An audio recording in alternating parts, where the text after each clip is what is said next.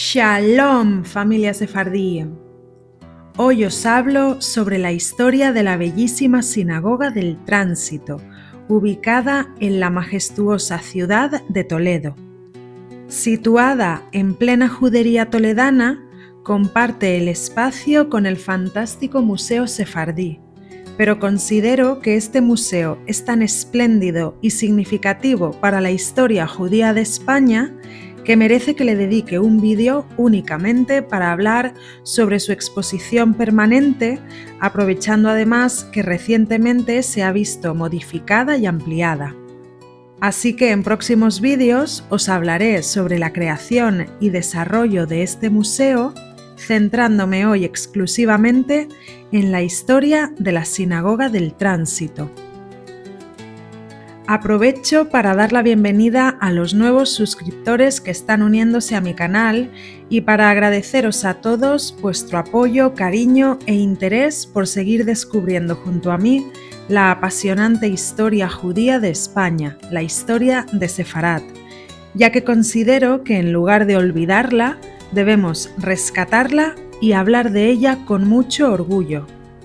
Si os está gustando la información que os comparto, por favor, recordad suscribiros, darle me gusta a los vídeos, comentarlos y compartirlos. De esta forma me ayudáis mucho a llegar a más personas interesadas en la historia sefardí. De todo corazón, muchas gracias. La Sinagoga del Tránsito, también conocida como la Sinagoga de Samuel Haleví, ha sido considerada como la más bella sinagoga medieval y mejor conservada en el mundo, y destaca por su legado artístico y simbólico único. Fue construida por orden del tesorero real Samuel Leví Abulafia y con el permiso del rey Pedro I de Castilla. Por cierto, os recuerdo que ya subí un vídeo al canal hablando sobre la vida de Samuel Haleví, del que os voy a dejar el enlace directo en la cajita de información de este vídeo. La construcción de este templo inició en 1355 y es importante mencionar que su edificación se produjo en un contexto en el que, debido a una bula papal, se había prohibido a los judíos seguir construyendo sinagogas. Sin embargo, la estrecha relación entre Samuel Haleví y el rey Pedro I de Castilla y el apoyo que la comunidad judía había mostrado a este monarca en su guerra contra Enrique II de Trastámara, sirvió para que afortunadamente se hiciera una excepción, construyendo así esta joya de la historia y arquitectura sefardí. A lo largo del siglo XIV, la sinagoga siguió en pie a pesar de la muerte de su mayor protector, Samuel Haleví, y de la subida al trono de Enrique II, conocido por su política hostil hacia los judíos.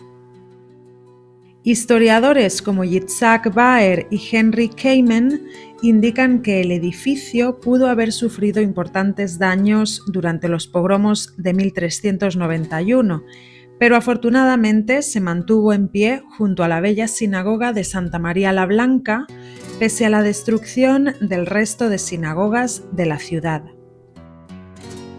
Durante el siglo XV y hasta 1492, historiadores como Francisco Cantera Burgos indican que la sinagoga continuó en manos de la comunidad judía y no hubo confiscaciones ni daños estructurales, precisamente por el alto número de población judía en Toledo.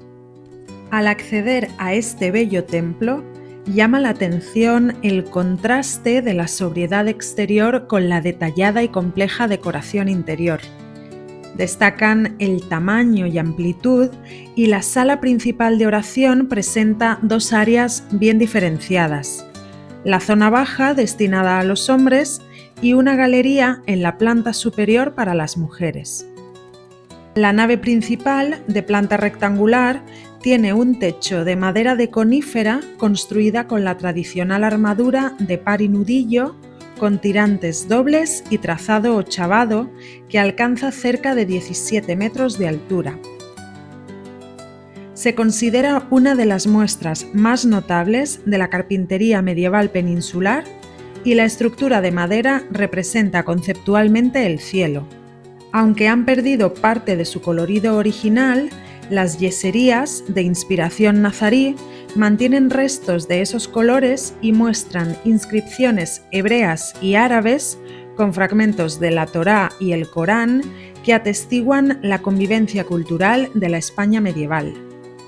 Las inscripciones se dividen en dos tipos: las históricas, que incluyen elogios al rey Pedro I y a Samuel Haleví, y las bíblicas, con fragmentos de libros como los Salmos, Crónicas, Reyes y Éxodo. Entre los textos que se conservan se indica de Samuel Leví: Él, que nos salvó de nuestros enemigos, y desde los tiempos del exilio ningún hijo de Israel ha alcanzado su grandeza. Y sobre el rey Pedro I se hace referencia a la gran águila de grandes alas, en alusión a una cita del profeta Ezequiel. El historiador Cecil Roth calificó estas inscripciones como las más hermosas inscripciones judías de la Edad Media. El uso de textos decorativos fue una característica del arte mudéjar entre los siglos XII y XV. La decoración en yesería, presente en la parte alta de las paredes, destaca por su gran nivel de detalle, con diseños de cintas con letras, formas vegetales y figuras geométricas. En el muro del Ejal, el espacio más sagrado de la sinagoga, donde se ubicaba el armario que guardaba los rollos de la Torá orientado hacia Jerusalén, aparecen escudos de Castilla y León en homenaje al monarca por haber sido un defensor del pueblo judío. Esta sala conserva un suelo decorado con baldosas en forma de espiga y piezas cerámicas de colores. Los alarifes o constructores mudéjares realizaron un trabajo formidable cuidando todos los detalles decorativos como el diseño de tallos, flores, frutos, escudos heráldicos y las inscripciones hebreas y árabes. La zona para las mujeres, que tenía su propia entrada, se encuentra en el primer piso, sobre la entrada al edificio actual. Desde esta galería hay 5 miradores que dan acceso a la sala de oración principal, dado que las mujeres se unían a los rezos desde aquí, separadas de los hombres. En los techos de esta sección de la sinagoga aún se conservan las decoraciones de las yeserías e inscripciones en hebreo con fragmentos de los Salmos de David.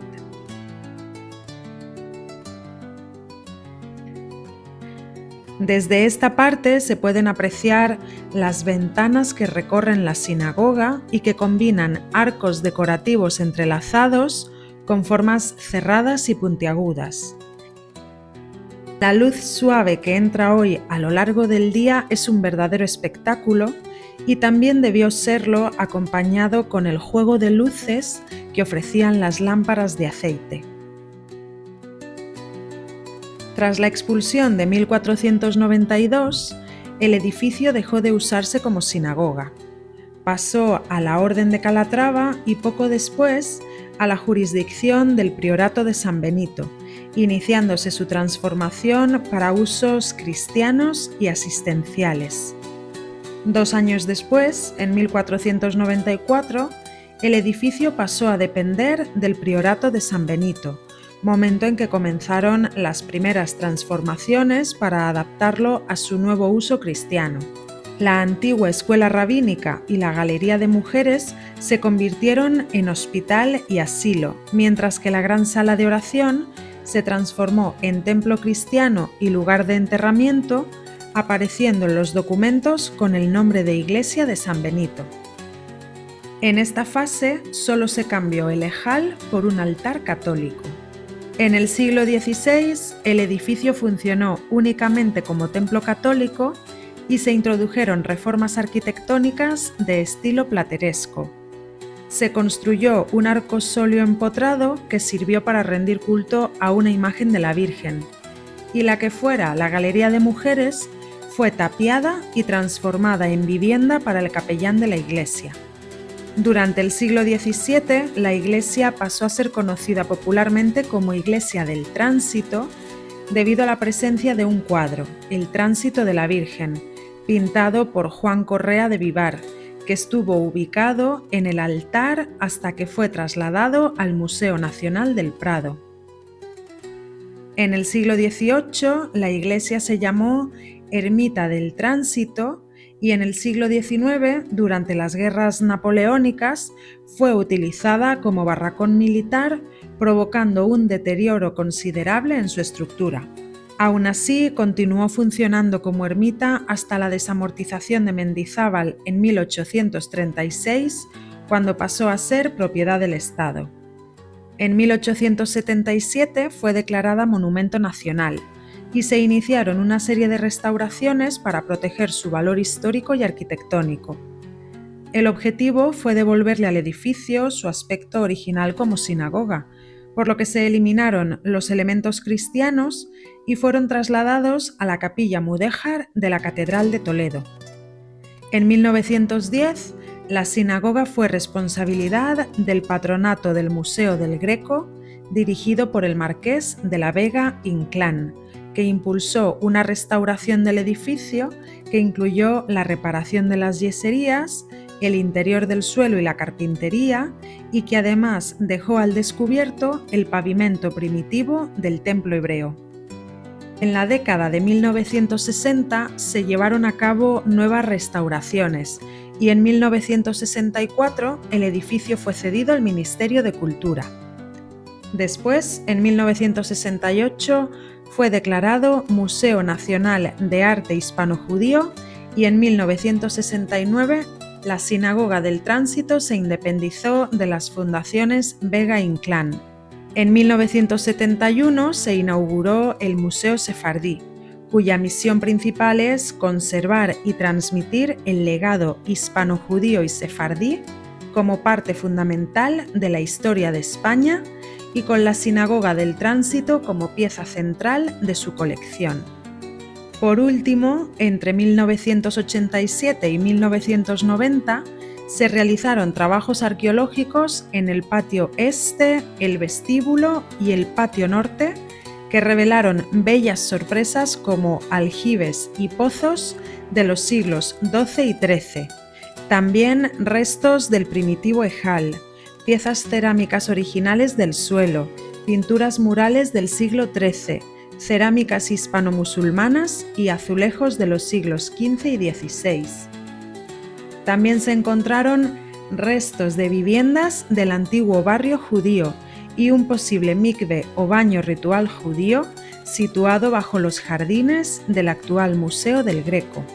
Arquitectónicamente, la Sinagoga del Tránsito es un brillante ejemplo del arte mudéjar toledano y aunque a lo largo de su historia ha desempeñado múltiples funciones como sinagoga, capilla cristiana, hospital, asilo, barracón militar y archivo de la Orden de Calatrava, hoy en día su valor reside en haber sido testigo y protagonista de la historia judía de Toledo y de España, además de tener el poder de hacernos viajar y conectarnos con nuestro pasado judeo-español. ¿Qué os ha parecido la historia de esta imponente sinagoga? Por favor, decidme en los comentarios quién de vosotros ya ha tenido el privilegio de visitar este radiante templo, de contemplar sus paredes, relieves, detalles mudéjares y caminar este suelo lleno de secretos y leyendas.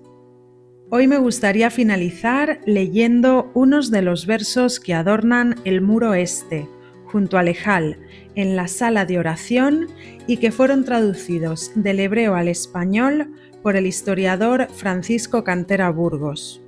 Muchas gracias por vuestro cariño y apoyo y nos vemos en el próximo vídeo. Contemplad el santuario que fue establecido en Israel y la casa que construyó Samuel, aquella que es un árbol para la lectura de la Torá y una corona para el espíritu de santidad.